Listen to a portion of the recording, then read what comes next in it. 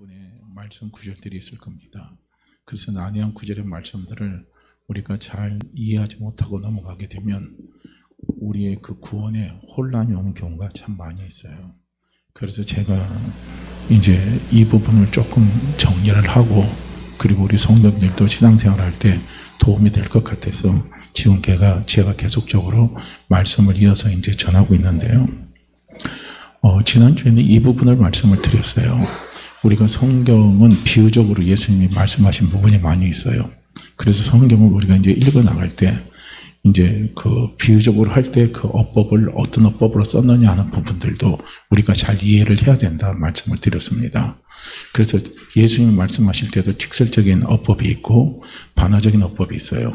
그래서 이제 직설적인 어법, 반어적인 어법을 우리가 구분을 해야 되는데, 특별히 이제 이 반어적인 어법 같은 경우는 뭐냐면은 하지 말라, 깨달으라는 거예요. 깨달으라는 것을 강조하기 위해서 반대적으로 표현하는 부분이에요.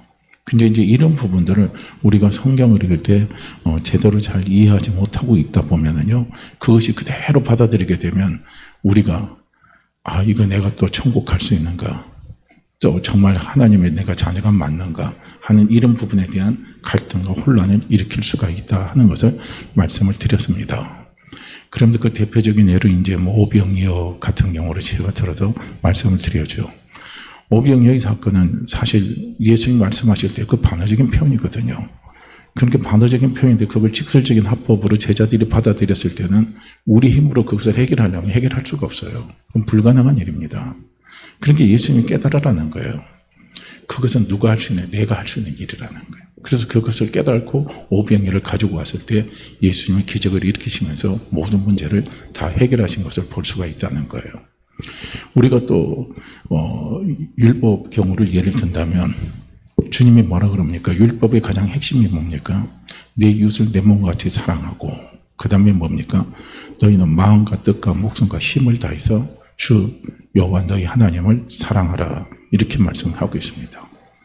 그러면 그걸요, 우리가 그대로 직설적으로 받아들이면 우리가 그대로 살 수 있을까요, 없을까요? 우리는 그렇게 못 살아요. 내 이웃을 내 몸과 같이 내가 어떻게 사랑합니까? 내 자신 하나 사랑하기도 힘든데 내 이웃을 그렇게 사랑 못해요. 우리가 교회에서 그 정도 사랑 들어간다면요, 교회는 지금 엄청난 성장과 부흥이 일어날 겁니다. 그런데 그게 안 된단 말이에요. 마음은 원한데 이게 안 돼요. 그리고 한번 보세요. 우리가 하나님을 사랑할 때 그만큼 사랑합니까? 내 마음과 목숨과 뜻과 힘을 다해서 하나님 나 사랑합니까? 우리 그렇게 안 하잖아요. 우리는 그렇게 해달라고 기도는 하지만요, 우리는 그렇게 못 살아요. 그러니까 그런 삶을 가지고 내가 구원을 받았느냐, 내가 구원을 못 받았느냐, 이런 걸 가지고요, 우리가 또 생각을 하게 되면 거기서 혼란이 오는 거예요. 그러니까 이제 이런 부분에서 예수님이 말씀을 하실 때 어떤 의미에서 예수님이 이런 말씀을 하셨는가 하는 것을 봐야 된다는 거예요. 그건 다 반어적인 표현입니다. 내 이웃을 내 몸과 같이 사랑할 수 있는 분은 누굽니까? 우리 주님밖에 없어요. 마음과 뜻과 정성과 힘을 다해서요, 목숨을 다해서 나를 사랑하시는 분은 우리 주님이라는 거예요. 주님이 나를 그렇게 사랑하는 거예요. 마음과 목숨과 뜻과 힘을 다해서 그분이 나를 사랑하셨어요. 그 사랑을 어디서 보여주셨습니까? 십자가에서 보여주셨다는 거예요. 그러면서 주님은 말씀하시잖아요. 율법의 1.1에게라도 절대 변할 수가 없다. 그래서 그 율법은 1.1에게라도 절대 변할 수 없는 그 율법을 누가 이루셨습니까? 예수님이 십자가에서 이루신 겁니다. 그러니까 그것을 믿는 우리는 믿음으로 구원을 받아요. 여기서는 영혼 구원을 이야기하는 거예요. 그 다음에 우리는 뭡니까? 믿음으로 우리 구원을 이루어가는 겁니다. 오늘 본문의 말씀 보면 구원을 이루어가라 그랬어요. 구원을 이루어가라. 이제 이걸 성경에서 이렇게 표현을 해요. 그럼 여기서 우리가 헷갈리는 거예요. 구원을 이루어가라 하니까, 이거 내가 구원 한 번 받은 구원은 또 잊어먹을 수도 있지 않느냐 이거예요. 뺏길 수도 있지 않느냐. 우리는 또 그렇게 생각을 해요. 그러다 보니까 우리는 거기에서 마음의 불안함이 찾아오고 마음의 혼란이, 또 영적인 혼란이 또 찾아올 때가 많이 있단 말입니다. 한 번 예수 그리스도 믿는 믿음의 구원은 한 번으로는 끝나는 거예요. 그거는 이제 칭의적인 구원입니다. 그리고 구원을 이루라라고 말씀했을 때 이 구원은 뭡니까? 이것은 예수님을 닮는 삶을 살아라는 거예요. 이 또 다른 말로 표현한다면 성결한 삶을 살아라는 거예요. 우리 교단 편으로 보면 우리 교단의 표고 사중복음에는요 중생, 성결, 신유, 재림이거든요. 그렇게 성결한 삶이에요. 그렇게 또 성결한 삶은 또 다른 말로 표하면 성화되어 가는 삶. 성화되어 가는 삶은 예수님의 성품으로 닮아가는 삶입니다. 이 삶을 살으라는 거예요. 그래서 그 삶 속에서는 결국 거기에 무엇이 있냐면 하늘의 상급이 있어요. 이 땅에 상급이 있다는 거예요. 이걸 이제 우리는 깨닫고 우리가 성경을 읽어야 되는데 그걸 우리가 깨닫지 못하고 성경을 읽다 보면 우리 속에 많은 혼란이 찾아오는 거예요. 그러니까 구원을 이루라 그랬으니까요. 일부 사람들은 그렇게 이야기하는 거예요. 성경에 바로 구원을 이루라고 그랬는데 네가 구원받는 거 진짜 구원받는 거, 네 천국 가는 거 진짜 천국 가는 거 네가 어떻게 확신할 수 있느냐 이거. 그런 게 넌 죽어봐야 된다는 거예요. 하나님 앞에 가면 그렇게 안 할 수도 있다 이거예요. 그렇게요 이야기하는 사람들도 있어요. 그러니까 이단들이 이런 부분의 이야기들을 많이 하지만요. 또 일부 뭡니까? 성도들 가운데 아니면 일부 목회자들 가운데서도 이런 생각으로 이렇게 말씀을 전하고 가르치는 사람들도 있단 말입니다. 그러니까 이런 부분들을 우리는 참 조심을 해야 된다는 거예요. 제가 침례교회 이제 은퇴한 목사님입니다. 이 은퇴한 목사님이 자기가 목회를 하면서 가장 자기가 후회되는 것이 있다는 거예요. 그것이 뭐냐면은 자기도 하나님의 말씀대로 살지 못하면서 말씀대로 살아야 된다고 하는 부분에 대해서 자기가 너무 지나치게 강조했다는 겁니다. 이 부분을 그분이요, 국민일보 기자하고 인터뷰할 때 그 내용이 나와요. 그런 부분이 나오는 걸 제가 봤거든요. 그렇다고 제가 여기서 말씀드린 것은 무엇이냐면 예수 믿는 사람들은 우리는요, 믿음이 중요합니까? 행위가 중요합니까? 우선순위를 둔다면 어떤 게 중요할 것 같아요? 믿음이죠. 근데 믿음이 기반이 된 상태에서 내가 정말 믿음이 된다 그런다면 우리 삶 속에 그 다음에 따라서 나오는 것이 뭡니까? 믿음이 뒷받침된 부분에서는 행위가 또 따라오죠. 그 행위가 100%의 행위는 아닐지라도 10%든 20%든 30%든 행위가 따라오는 거예요. 그 행위는 어떤 행위입니까? 예수님을 닮아가려는 것. 예수님의 성품을 닮아가려고 하는 것. 그러니까 우리가 예수님의 성품을 닮아가려고 하는 것은 곧 다른 말로 한다면 성경에 기록된 말씀 있잖아요. 이 말씀대로 우리가 순종하며 말씀에 복종하며 이 말씀을 붙들고 살아가려고 하는 삶의 노력이 있다는 거예요. 이것이 따라오는 거예요. 이것이 안 따라온다 그러면 그 사람의 믿음이 진짜 예수를 믿는지 우리는 한번 생각해 봐야 되는 거예요. 그러니까 그건 이제 지난주에 말한 것처럼 주여 주여 하는 자마다 이거예요. 입으로는 주여 주여 해요. 그러니까 뭐니까 귀신들도 주여 주여 다 한다는 거예요. 귀신들도 하나님 다 알아요. 귀신들도 예수님 다 알아요. 그런데 중요한 건 뭡니까? 그들은 예수님을 안 믿는 거예요. 아는 거하고 믿는 거하고는 분명히 다릅니다. 우리는 이걸 구분을 해야 되는 거거든요.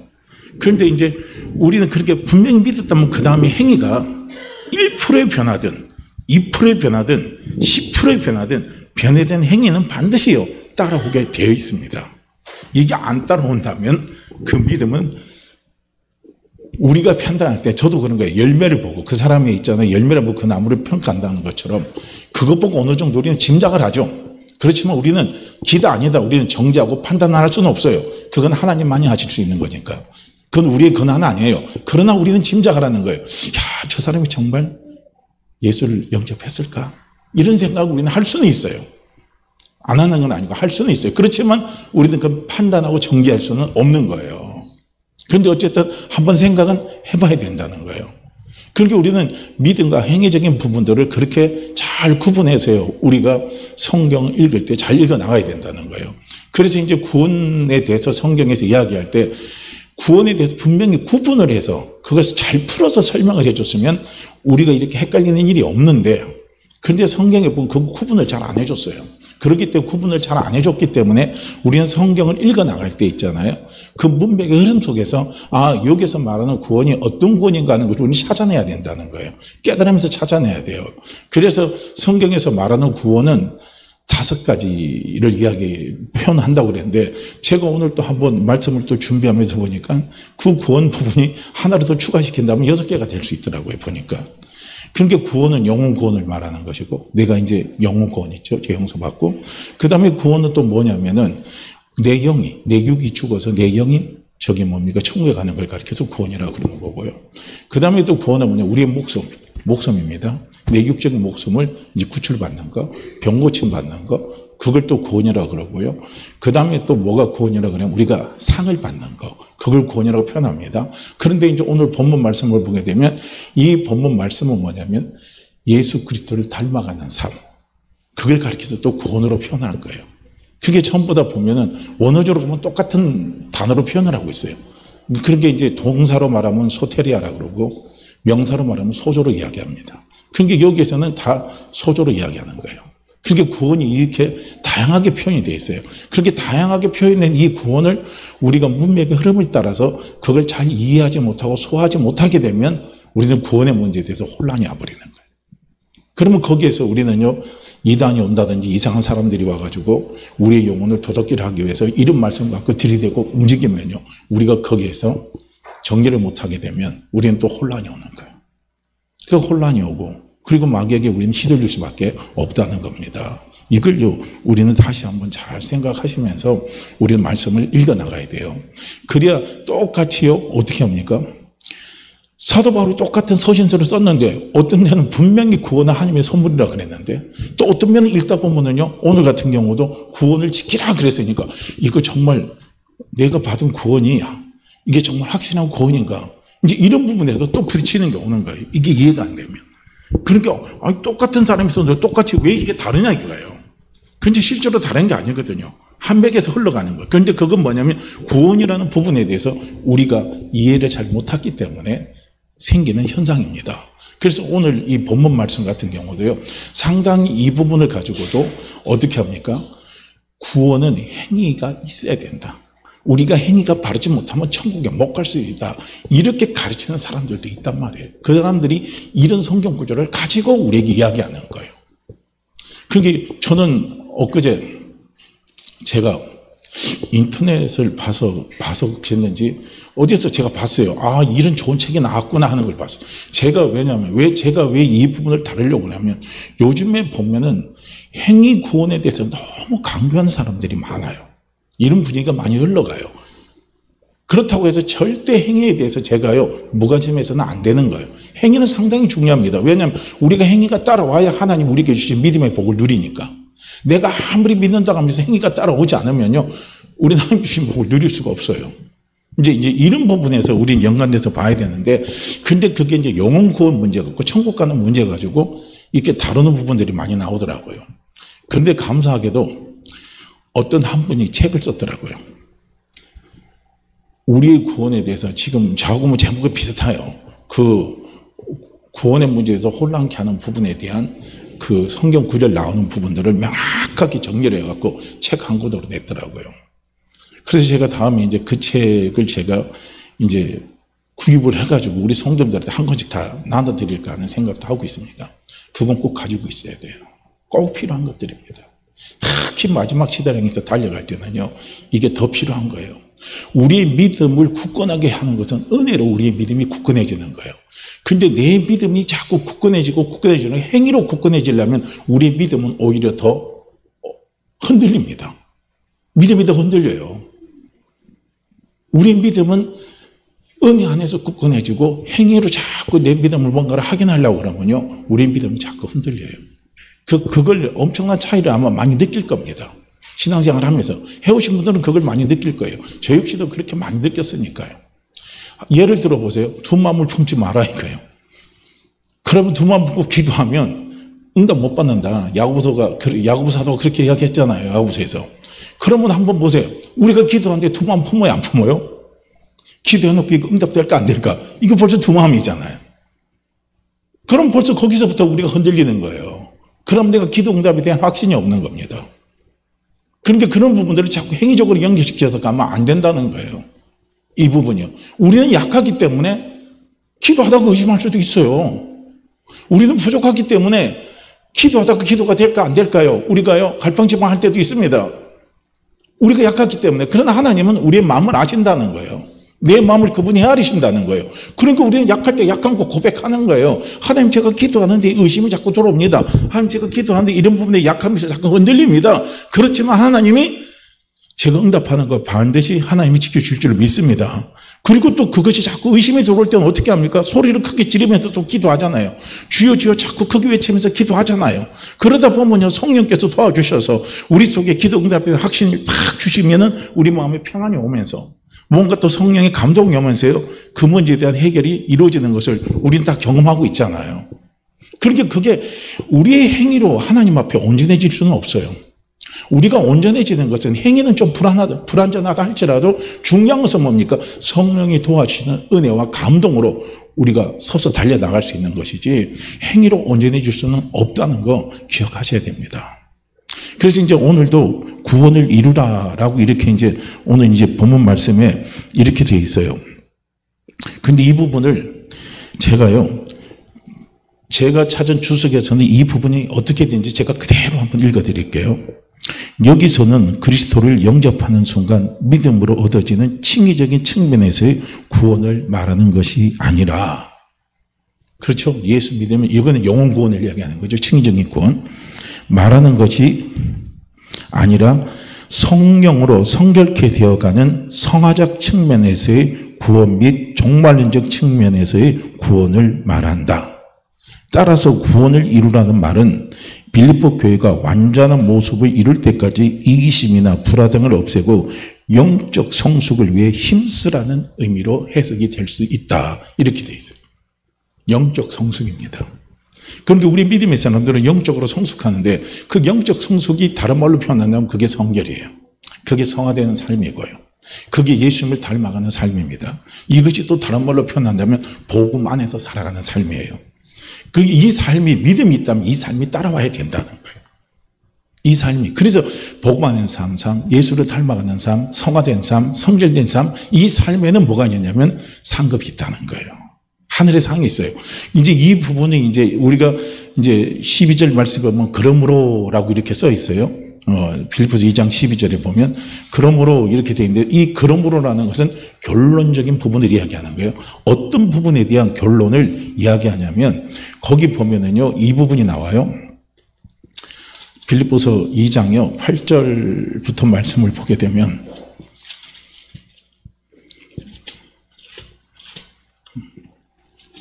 자 8절에서 말씀 보면 이렇게 나옵니다. 여기서 보면은 예수님에 대해서 이야기가 나오죠. 사람의 모양으로 나타나사 자기를 낮추시고 죽기까지 복종하셨으니 곧 십자가의 죽으심이라. 이름으로 하나님이 그를 지극히 높여 모든 이름 위에 뛰어난 이름을 주사 하늘에 있는 자들과 땅에 있는 자들과 땅 아래에 있는 자들로 모든 무릎을 예수의 이름에 꿇게 하시고 모든 입으로 예수 그리스도를 주라 시인하여 하나님 아버지께 영광을 돌리게 하셨느니라. 이렇게 돼 있죠. 그러고 난 다음에 어떻게 합니까? 그러므로 내 사랑하는 자들아, 이렇게 말하는 거예요. 그러면 여기에서 이제 그러므로는 무엇에 대한 결론을 말하냐면 앞부분입니다. 예수님에 대해서 말씀을 하는 거예요. 예수님의 삶에 대해서 말씀하는 거예요. 예수님이 이 땅에서 공생의 사역을 사는 삶은 뭡니까? 하나님 앞에 죽기까지 복종하고 순종한 삶입니다. 그렇죠? 자기 몸을 낮춰서 죽기까지 복종했으니 곧 십자가의 죽으심이라고 그랬어요. 예수님이 그렇게 죽으셨어요. 이렇게 복종하시고, 이게 예수님의 삶입니다. 이렇게 이 땅에서 예수님이 죽기까지 복종하면서 순종하면서 예수님 십자가의 죽으심으로 하나님 앞에 순종하는 삶을 살았어요. 이건 행위로 나타난 거죠. 사니까 하나님이 10절, 11절 말씀에 어떤 복을 주셨냐 이거예요. 어떤 상을 주셨냐 이거예요. 예수님이 이 땅에서 하나님의 말씀에 철저하게 순종하고 복종해서 살았는데 그 결과 하나님께서 주신 상이 어떤 상이냐? 하늘에 있는 자가 땅에 있는 자가 땅 안에 있는 자들로 모든 무릎을 예수의 이름 아래 꿇게 했다는 거예요. 예수 이름을 최고로 높여주셨다는 거예요.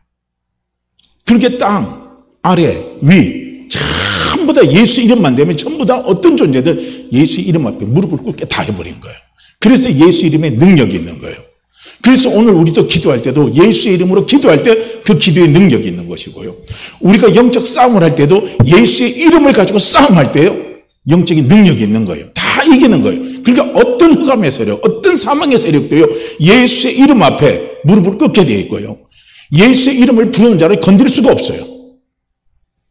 그런데 이제 이런 부분들이 잘 이해가 안 된다면, 그리고 우리가 동영상도 잘 살펴서 보셔야 돼요. 동영상에 보면 출처가 어딘가를 꼭 살피세요. 살피시고 그 출처를 인터넷에 들어가서, 구글이나 들어가서 그 출처가 어딘가를 꼭 살피시고 난 다음에 그 동영상을 소화시켜서 보세요. 그냥 출처는 살피지 않고 무조건 동영상에서 나오니까 그것만 덜컥덜컥 받으면 안 돼요. 그 출처가 이단인지 아닌지 살피시라는 거예요. 그게 많아요, 지금요. 그게. 그런데 그 동영상에 보게 되면 사단의 세력 속에 사로잡혀서 사단의 세력 속에 사로잡힌 사람이 사단의 세계에서 살아간 사람이 있어요. 그래서 사단의 세계에서 살아간 사람들을 보니까 사단들도 계급이 있더라고요. 그래서 그 계급인데 그 계급에 따라서 각 지역별 책임자가 있답니다. 그래서 그 책임자는 영적인 영을 움직이는데, 악한 영을 움직이는데, 움직여가지고 그 지역을 혼란하게 만들 수도 있고 그 지역에 있는 어떤 특정한 사람을 공격하게 만들 수 있고 그렇게 다 할 수 있는 힘이 있다는 거예요. 그 사람은 그래요. 그 사람이 이제 이해하면. 그런데 그 사람이 고백하는 게 뭐냐면요, 자기 지역에 한 번은 예수 믿는 사람들이 와서 찬양 집회라고 전도를 하는데, 그러니까 사단은 그게 싫은 거죠. 그러니까 극도로 싫으니까 막 싫으니까 이게 영적 대립이 막 오잖아요. 싫으니까. 그러니까 막 그 사람들을 향해서 막 공격을 하는 저주를 막 퍼붓는데도 끄떡을 안 하는 거예요. 그래서 나중에 자기가 깨달아 보니까 그렇더라는 거예요. 하나님이 함께하는 사람, 예수 그리스도를 믿는 사람, 예수의 이름을 부르는 사람들은 어떤 자기의 흑암의 세력도 그들을 건들지 못한다는 것을 자기가 나중에 깨달았다는 겁니다. 그래서 저도 그거 보고요, 참 마음에 안심을 많이 놨어요. 요즘 세상이 얼마나 악합니까? 보세요. 엊그제도 누구한테 제가 말씀드렸지만요, 힘없는 사람, 여자들, 특히 이제 힘없는 노인분들, 이런 분들이요, 새벽이나 저녁에 가다 보면은 일방적인 타켓이 돼버려요. 어떤 타켓이 됩니까? 그냥 이유 없이 사람 죽여버리는 거예요. 이유 없이 당하는 거예요.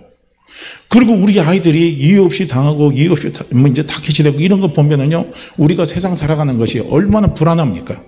얼마나 그렇게 힘이 들어요.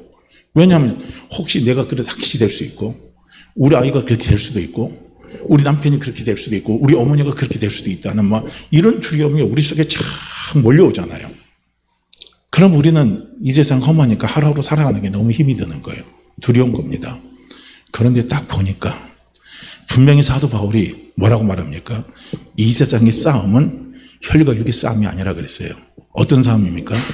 영과 영의 싸움이라 그랬습니다. 성령과 악한 영의 싸움이에요.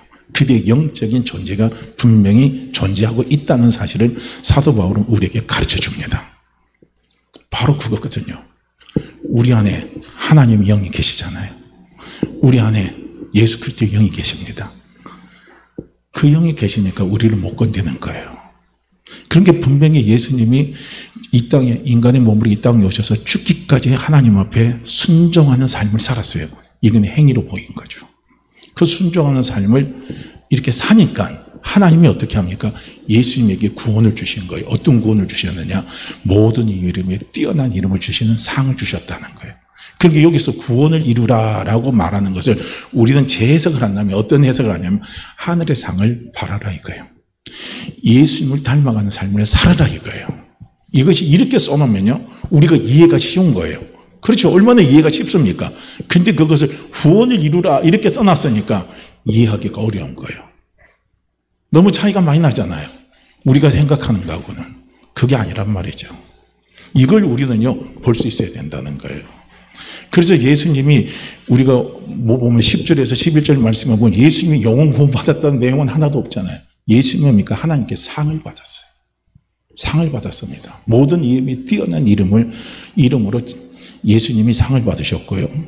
그 다음에 모든 입으로 예수 그리스도를 주라 시인하여 하나님께 영광을 돌리게 하는 놀라운 축복의 상을 받으신 분이 누구냐면 예수 그리스도입니다. 그래서 우리가 이 땅에서 예수 그리스도를 닮아가는 삶, 성결된 삶, 예수 그리스도를 본받는 삶, 그런 삶을 향해서 우리가 정진해 나갈 때 하나님 우리에게 뭘 주시냐면 하늘의 상도 주시고 이 땅의 상도 분명히 하나님이 우리에게 주십니다. 그런데 이 땅의 상이 무엇이겠습니까? 삶이 형통해지는 거죠. 삶이 평안하고 삶의 형통이 찾아오는 거예요. 왜냐하면 우리가 예수님을 닮아가는 삶에는 분명히 그냥 하나님이 함께 하시는 것이고, 하나님이 함께 하시는 것에 우리 마음에 평안이 있고요. 우리 마음에 비밀구임이 있고, 우리 마음에 뭡니까? 담대함이 있어요. 두려움이 다 사라지는 거거든요. 그러니까 모든 일을 할 때 가장 큰 걸림돌이 뭔 줄 아십니까? 돈이 걸림돌일 것 같아요? 돈이요? 제가 이제 지난 한 주에 이제 이제 한 분을 만났어요. 근데 이분이 큰 지금 문제를 갖고 있는 거예요. 어떤 문제냐면 자기 사업체로 옮겨야 돼요. 근데 지금 자기가 사업하는 그 사업체에 거의 15년 동안 자기가 잘 지내고 있었어요. 근데 집주인이 그걸 쓰겠다는 겁니다. 그래서 이제 사업체로 옮겨야 되는데 가진 돈이 없는 거예요. 그러니까 이제 여기서부터 고민이 되는 거예요. 그래서 옮길 장소는 찾았는데 이제 보니까 장소가 너무 허름하고 엉망인 거예요. 그러니까 거기에다 투자할 돈 생각하고 보증금 생각하고 아니면 살까 생각하고 이렇게 한 거예요. 근데 이제 자기 부인이 기도를 하는데 자기 부인은 이렇게 나오는 거예요. 그거 하나님 사라고 하신다. 사라고 하신다 이거예요. 그렇게 40세 이제 사라고 이렇게 이제 자꾸 이제 영적인 조언을 해줍니다. 자기에게는 뭡니까? 그 확신이 없는 거예요. 저걸 다 감당해야 되는 돈도 없는데 만약에 그 돈이 뭐 1억이나 2억 같은 건 상관없는데 좀 감당할 수 있겠다는 거예요. 근데 그게 이제 뭐 10억 원 안 돼도 몇 억이 수억이 된다는 거예요. 그러니까 그게 감당하기가 어려운 거예요.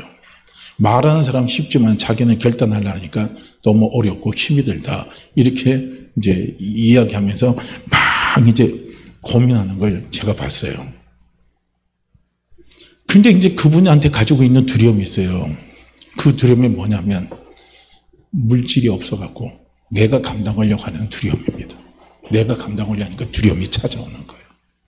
그래서 저는 이제 그 마트에서 이야기하는데 그 남의 일이니까 옆에서 나서기도 뭐하고 그러니까 이제 가만히 듣고 있는데 남편은 얼굴이 완전히 흑색이 된 거예요. 나만 믿음 없는 사람이 되고 막 이러면서 막 얼굴이 이제 흑색이 되면서 고민을 많이 하는 거예요. 나중에 모든 짐을 내가 다 지고 가야 되는데 막 그러는 거예요.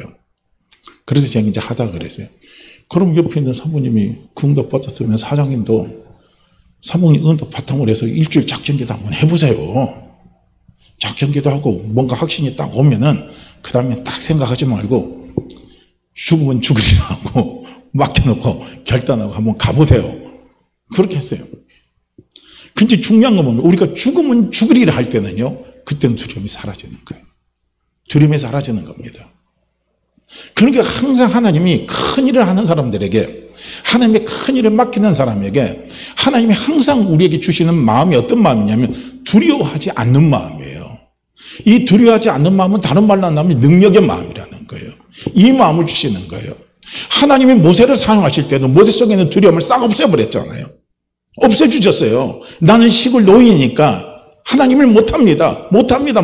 이거예요. 누가 나를 어떻게 합니까? 대우해 주시겠습니까? 하면서 사람들 만난 것에 대한 두려움이 모세 속에 있어요. 그리고 모세가 말이 어두네요. 말이 어두나니까 내 이 어두운 말 듣고 내 동포들 앞에 가서 내가 무슨 말을 전달할 수 있습니까? 그러니까 하나님이 합니까? 네 입력할을 해줄 수 있는 사람 보내주겠다. 그 사람이 누굽니까? 자기 형 아론입니다. 두려움을 없애주는 거예요. 하나님이 그래도 난 못해요. 그러니까 너 한번 봐라. 손 줬다 빼라. 지팡이 던져봐라 하니까 하나님이 기적을 다 일으키셨잖아요. 그런 능력을 보여주잖아요. 모세 속에 있는 두려움을 없애주는 거예요. 그러니까 어느 날 모세가 이걸 경험하면서 모세 속의 두려움이 사라지는 거예요. 사라지니까 그 다음부터 하나님 일이 순탄하게 풀려나가는 겁니다. 그리고 이제 모세 후에 이제 후계자로 하나님 누구를 삼았어요? 여호수아를 삼았습니다. 그러니까 여호수아를 하나님 후계자로 삼았는데 모세에게 하나님이 딱 주신 게 있어요. 여호수아를 내가 후계자로 삼으려고 하는데 그가 내를 하려면 두려움을 없애야 된다는 거예요. 여호수아를 강하고 담대하게 하라는 거예요. 그리고 실제로 우리가 여호수아 1장에 들어가면 여호수아가 모세의 후계자가 됐음에도 불구하고 여호수아에게는요 두려움이 남아있는 거예요. 그러니까 그 두려움을 남아있는 그 여호수아에게 하나님이 하시는 말씀이 뭡니까? 두려워하지 마라. 내가 너와 함께한다. 내가 너와 함께한다 이거예요. 두려워하지 마라는 거예요. 두려움이에요. 이게 두려움이요. 우리가 하는 모든 일을요 사실은요 못하게 만들어요. 이게 걸림돌이에요. 그래서 사단이가 죄 짓고 난 다음에 사단이가 제일 먼저 우리 마음속에 심어주는 감정이 어떤 감정을 줍니까? 두려움의 감정을 갖다 줘버리는 거예요. 그래서 두려움이 걷어내버려야 된다는 거예요. 그래서 사도 바울도 디모데에게 이야기하잖아요. 뭐라고 이야기합니까? 디모데야, 내가 주님을 따라가는 삶, 내가 주님을 의지하는 삶을 살아보니까 성령께서 내게 주시는 마음은 두려운 마음을 제거해 주시더라 이거예요. 그걸 사도 바울은 뭘로 표현하냐면 두려워하지 않는 마음이라고 그랬어요. 하나님이 주시는 마음이라고 그랬고 다른 어떤 성경에는 뭐라고 써있냐면 성령이 주시는 마음. 이거예요. 성령이 주시는 마음, 하나님이 주신 마음은 어떤 마음? 두려워하지 않는 마음을 주시더라 이거예요. 두려움. 이거요 사단이 갖다 주는 겁니다. 그래서 우리가 주님을 닮아가는 삶에는요 두려움이 사라지는 거예요. 마음의 평안이 오는 거예요. 그러니까 우리는 이제 그래서 우리가 주님을 닮아가는 삶 속에서는요 저절로 뭐가 오냐면 형통함이 오게 돼 있어요. 내 속에 두려움이 사라지는 겁니다.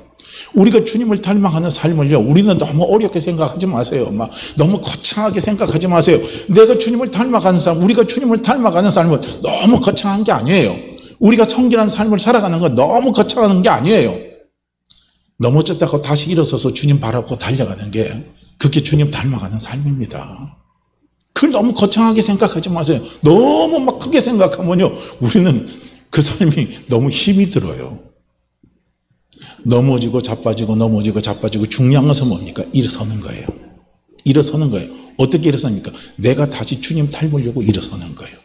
내가 오늘 주님을 닮아가는 삶에 내가 실패했다 할지라도 그래서 사단이가 나에게 공격을 와서 내가 쓰러진다 할지라도 어떻게 합니까? 중요한 것은 뭡니까? 그래도 나는 주님 바라보고 주님 닮아가기 위해서 다시 성령에 붙들고 일어서서 달려가는 거예요. 그러다가 어느 날 자꾸 가다 보면요. 어느 날 보면요. 내 자신의 영적 성숙이 이루어진 것을 볼 수가 있습니다. 애들이 걸음걸이 할 때 한번 배울 때 한번 보세요. 처음에 걸을 때는요. 막 일어나려고 할 때는 막 일어서서 걸어갈 때 얼마나 불안해요. 띄어뚱 하다가 팍 쓰러지고 넘어지잖아요. 그러다가 걔들을 포기 안 하잖아요. 다시 일어서서 또 띄어뚱 하면서 또 걸어가잖아요. 그러다 보면 다리에 힘이 생기고 그러다 보니까 어느 날 보니까 똑바로 걸어봐 버리잖아요.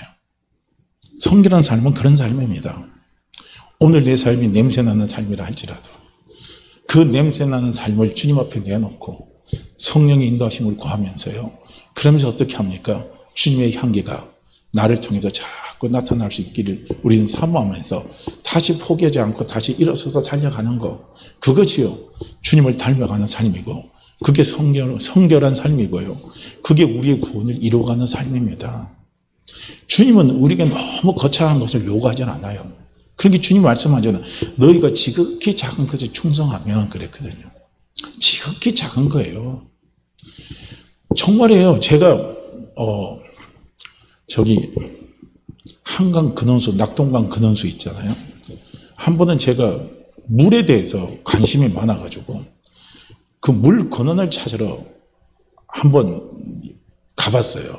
그래서 낙동강 물이 엄청나게 크잖아요. 그리고 저 한강도 이렇게 흘러나오잖아요. 그러면 한강 수원지, 낙동강 수원지 그 근원지를 한번 가보세요. 저는 가보고 엄청 실망했어요. 낙동강 근원지나 저쪽 근원지나 가보니까 똑같아요. 옹달샘이 옹달샘. 그 옹달샘에 뭐가 있냐면요.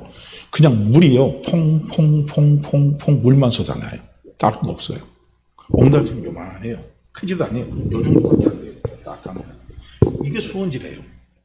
거기서 퐁퐁퐁 물이 끊이지 않고 쏟아나면서 어떻게 합니까?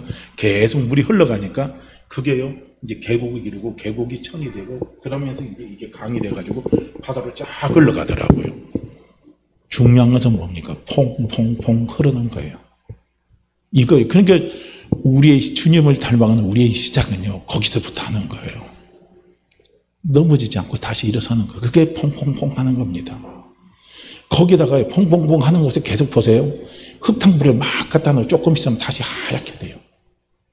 오늘 우리의 삶 속이 우리의 삶이 주님을 닮아가는 부분에서 부족해서 흙탕물이 완다 할지라도 우리는 다시 주님의 말씀을 묵상하며 성령님을 의지하면서 달려나갈 때 흙탕물이 된 나를 다시 퐁퐁퐁 쏟아내는 그 물로요. 우리가 깨끗해지게 하나님이 만들어 주셔요.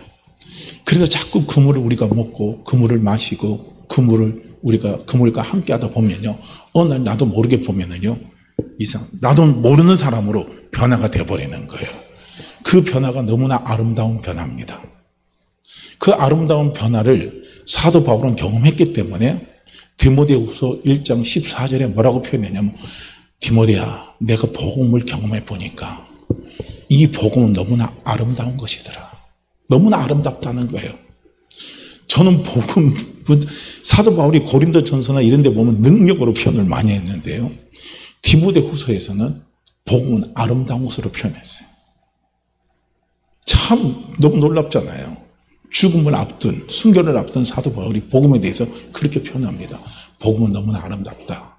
아름다운 이 복음을 네가 지켜나갔으면 좋겠다 하고요, 디모데에게 사도 바울이 이야기를 하는 겁니다. 복음은 아름다운 겁니다. 정말 아름다운 거예요. 우리는 아름다움을 너무 외적인 것에, 양적인 것에 아름다움이 치우치면요, 그 아름다움을 볼 수가 없어요. 진짜 아름다움은 뭡니까? 내면의 변화입니다. 내 성품의 변화예요. 내 마음의 변화입니다. 그 변화가 무엇으로 변합니까? 긍정으로 바뀌는 거예요. 밝음으로 바뀌어가는 겁니다. 그것이 너무나 아름다운 변화입니다.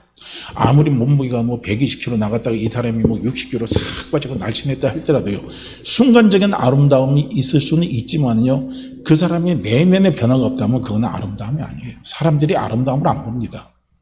진정한 아름다움에는 뭐가 있습니까? 감동이 있어요. 진정한 아름다움에는 사랑이 있습니다. 그렇게 복음 안에는 뭐가 있냐면 예수 그리스도의 사랑과 예수 그리스도의 감동이 있어요. 그래서 성경은 하나님의 감동으로 쓰여진 겁니다. 그래서 우리가 성경을 자꾸 그리스도 예수 안에서, 우리가 하나님 주신 은혜 안에서 성령의 인도함을 통해서 자꾸 성경을 읽다 보면요, 우리는 하나님의 사랑의 감동을 느끼는 거예요. 그 감동이 뭡니까? 나를 바꿔가는 겁니다. 나를 자꾸 바꿔가는 거예요. 어떻게 바꿔갑니까? 예수를 닮아가는 삶으로, 주님을 닮기를 원하는 삶으로 자꾸 나를 바꿔가는 거예요. 오늘도 한번 보세요. 내가 가진 꿈 이루지 못한다 할지라도, 저는 오늘 청년부 특송 이렇게 드리면서 제가 들으면서 느끼는 게, 오늘 내 꿈 이루지 못한다 할지라도 주님 바라보고 가는 삶, 소박한 삶, 주님 의지하는 삶, 그 소박한 삶이 그게 귀한 삶이라 이거예요. 우리의 성결이 바로 그거예요. 너무 성결을 크게 생각하면 힘이 든 거예요. 내가 동네 사람들이 본이 되고 뭐가 되고 모범이 돼야 된다 이러면요, 우린 눌려요. 내가 동네 사람들이 본이 되고 모범이 못 된다 할지라도, 그래도 나는 어떻게 합니까? 성령이 의지하면서 오늘 하루도 주님 의지하면서 살아가려는 삶을 나는 포기하지 않고 달려가렵니다. 그 은혜를 제게 허락하시옵소서, 그 은혜를 주시옵소서. 우리가 그렇게 기도하면서 달려가는 거, 그것이 구원을 이루는 삶이에요. 그래서 그 삶은요, 정말 하나님 기뻐하시는 거예요. 너무너무 기뻐하시는 거죠. 그리고 그 기뻐하시는 그 삶 속에 뭡니까? 하늘의 상급이 있는 거예요. 우리는 하늘의 상급을, 어떤 큰 프로젝트를 하나 따서 그 프로젝트를 딱 이루어주면 하나님이 큰 상을 주신다. 그거요, 맞지만은요, 그건 너무 우리에게는 가부담이 돼요. 우리가 누가복음 보면 하나님이 그렇게 말씀하셨어요. 많이 준 자에게 내가 많은 것을 요구하겠다 이거예요. 저는 그 말씀에 힘을 엄청 얻었어요. 참 은혜를 많이 받았습니다. 하나님 내게 많이 안 준 게 감사하더라고요. 많이 줬으면요, 하나님 내게 많은 것을 요구했을 거 아니에요. 많은 것을, 우리는 하나님 앞에 많은 것을 달라고 그럽니다. 많은 것을 달라고만 하지만요, 그 다음에 생각 안 하네요. 뭘 생각을 안 하냐면, 하나님이 많은 것을 준 만큼 많은 것을 요구하는 것을 생각을 안 한다는 거예요. 그건 욕심이죠. 우리는 욕심이 내려져야 돼요. 주님을 닮아가는 삶에는 뭐가 있느냐? 구원을 이루어가는 삶에는 뭐가 있냐면 욕심이 내려있는 삶이 들어가는 거예요. 그래서 우리가 하나님 앞에 기도할 때도요, 욕심이 자꾸 과부하가 걸리면요, 하나님이 응답을 해줘도 나중에 그 응답이요, 그 사람에게 독이 될 수가 있는 거예요. 왜냐하면 욕심이 인장체 죄를 낳고 죄가 장성한 적 사망을 낳는 거예요. 하나님 분명히 내게 힘이 들어서 이거 이렇게 해달라고 해서 하나님이 응답을 해줬어요. 건강 응답을 해줬어요. 물질 응답을 해줬어요. 사업에 크게 사업 잘 되게 하는 응답을 해줬어요. 그런데 중요한 건 뭡니까? 하나님이 그만큼 크게 해줬으면요, 하나님이 요구하는 게 있다는 거예요. 그걸 알아야 되는데 그걸 우리는 잊어버리는 거예요. 잊어버리고 뭡니까? 내 욕심을 또 채우기 위해서 가다 보면은요, 그 욕심 속에서 화근이 찾아오는 거예요. 넘어짐이 찾아오는 거예요. 근데 사람들은 그걸 깨닫지 못한 사람들은 뭐하냐면 하나님이 주시고 또 빼앗아 간다고 그래요. 줄 때는 언제고 빼앗아 가는 건 뭐냐 이거. 하나님 절대 안 뺏어 갑니다. 절대 하나님 안 뺏어 가요. 문제는 뭡니까? 우리의 욕심의 문제인 거지. 그래서 주님의 닮아가는 삶에는 뭡니까? 내 사심이 자꾸 사라지는 거예요. 내 욕심이 자꾸 내려지는 거예요. 그러면서 무엇입니까? 하나님이 원하는 것이 뭔지, 하나님이 나에게 왜 이 큰 것을 주셨는지, 하나님이 나에게 왜 큰 물질을요 내가 벌 수 있는 사업체를 주셨는지, 하나님이 나에게 이렇게 많은 기도를 할 수 있는 기도의 분량을 하나님이 나에게 왜 주셨는지, 하나님이 나에게 이렇게 내가 건강이 이렇게 힘들 때 이렇게 건강에 큰 회복을 하나님께서 나에게 허락해 주셔서 왜 이것을 나에게 허락해 주셨는지를요 생각하는 거예요. 그게 뭡니까? 구원을 이루는 거예요. 그것이 주님을 닮아가는 거예요. 이게 성결한 삶입니다. 할렐루야. 성결한 삶을 너무 어렵게 생각하지 말라는 거예요. 쉽게 생각한 게 바로 그거예요. 주님이 원하시는 거 찾아서 가는 거예요. 아버지가 원하시는 거 찾아서 가는 거예요. 그건 누가 찾게 해주십니까? 우리가 기도하면 성령이 깨닫게 해주시는 거예요. 그런데 우리는 자꾸 주님을 닮아가는 삶을 살지 않으면요 기도해도 자꾸 우리의 욕심을 놓고 기도하는 경우가 너무 많아요. 우리의 기도를 대부분 한번 보세요.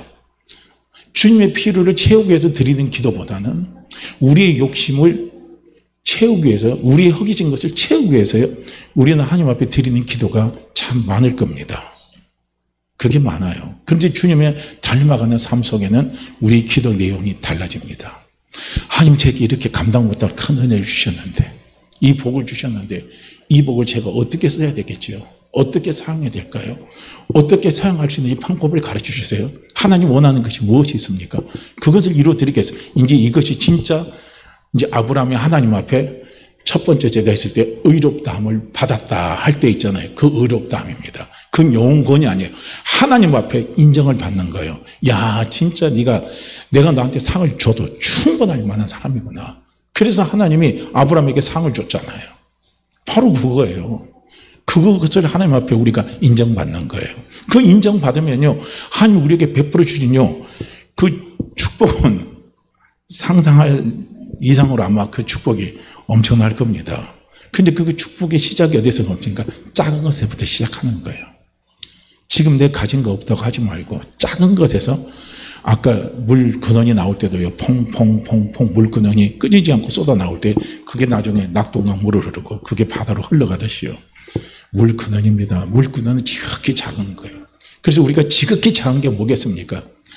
작은 것 중에 가장 지극히 작은 것은요, 내 힘으로 할 수 없는 거예요. 그래서 포기하자는 거예요. 내 힘으로 할 수 없는데 그게 포기하는 것이 아니라 그게 뭡니까? 다시 성령님 의지하고 주님 바라보고 주님 닮아가기 위해서 일어서서 기도하며 간구하며 달려가는 거예요. 이것이 지극히 작은 겁니다. 이 지극히 작은 것이 모여서 나중에 큰 것이 되게 하시는 하나님의 큰 복이요, 우리에게 이루어진다는 사실을 우리는 다시 한번 기억하시기를 바랍니다. 그래서 오늘 이런 말씀들은요, 이게 어떻게 보세요? 말씀이 벌써 다르잖아요. 어떤 말씀은 가서 보면 우리의 영을 잘못하면 죽이는 말씀이 될 수 있는 것이고, 말씀 한쪽으로도 전하면요 뭡니까? 우리의 영이 확 살아나는 말씀이 될 수가 있는 거예요. 그러니까 이 말씀, 그래서 구원을 이루라는 이 말씀이 한 짧은 구절이지만은요, 이 짧은 말씀이지만 이 말씀을 우리가 어떻게 이해하고 해석하느냐가 참 중요한 거예요.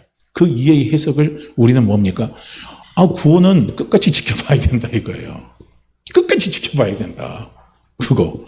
그러면 이제 우리는 그때부터 흔들리는 거예요. 믿음이 흔들리고 갈팡질팡하고 안 돼요. 그런데 구원을 이루라 하는 것은요, 말씀을 보세요. 오늘 제가 주석에서 그대로 읽어드렸잖아요. 뭐라고 합니까? 칭의적인 구원을 말하는 것이 아니고 주님을 닮아가는 삶, 성화된 삶, 영적 성숙을 이루어가는 삶, 그 삶을 가르친다고 분명히 이야기하잖아요. 그러니까 이 부분을 우리는 그렇게 성경에서 그렇게 표현했으면 얼마나 좋아요. 쉽게 표현했으면 하나님께서 주신 그 구원의 축복을 여러분들이 영적 성숙으로 잘 이루어가는 삶을 살기를 원합니다. 이렇게라도 표현했으면 얼마나 쉽습니까? 근데 이걸 구원을 이루라 해놨으니 얼마나 이게 헷갈립니까? 그러니까 항상요, 우리는 이것을 꼭 기억하시기 바랍니다. 진리는 단순합니다. 복음은 간단하고 단순해요. 근데 복음을 꼬아놓는 건 절대 복음이 아니고 진리가 아닙니다. 그것만 우리는 꼭 기억하시고, 행위로 들어가면 자꾸 이걸 꼬아요, 사람들이. 꼬아서 자꾸 자기들이 편한 대로 이용을 하는데 그렇지 않습니다. 그래서 구원을 이루라 하는 것은 영적 구원이 아니라 예수님을 닮는 삶을 살아라 이 소리고요. 그리고 예수님을 닮는 삶에는 무엇이 있느냐? 하늘에 축복이 있고 이 땅에 축복이 있다는 거예요. 그리고 우리가 정말 형통한 삶입니다. 영적으로나 육적으로나 우리가 범사에 형통한 삶을 우리가 살기를 원한다면요, 기도하시기 바랍니다. 주님 제 거 내려놓고 주님 닮아가는 삶을 살아갈 수 있도록 성령님 도와주십시오. 오늘 내가 실패했더라도 내일 다시 일어서서 또 주님 닮아가는 삶을 계속적으로 달려갈 수 있도록 성령님 도와주십시오 하면서요, 우리가 그렇게 믿음의 삶을 살아가기를 주의 이름으로 축복합니다.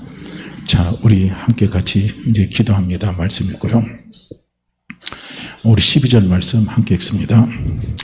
그러므로 나의 사랑하는 자들아, 너희가 나 있을 때뿐 아니라 더욱 지금 나 없을 때에도 항상 복종하여 두렵고 떨림으로 너희 구원을 이루라. 그러므로 나의 사랑하는 자들아, 너희가 나 있을 때뿐 아니라 더욱 지금 나 없을 때에도 항상 복종하여 두렵고 떨림으로 너희 구원을 이루라. 그러므로 나의 사랑하는 자들아, 너희가 나 있을 때뿐 아니라 더욱 지금 나 없을 때에도 항상 복종하여 두렵고 떨림으로 너희 구원을 이루라. 아멘. 우리 함께 같이 기도합니다. 오 할렐루야. 하나님 아버지 감사하고 감사합니다.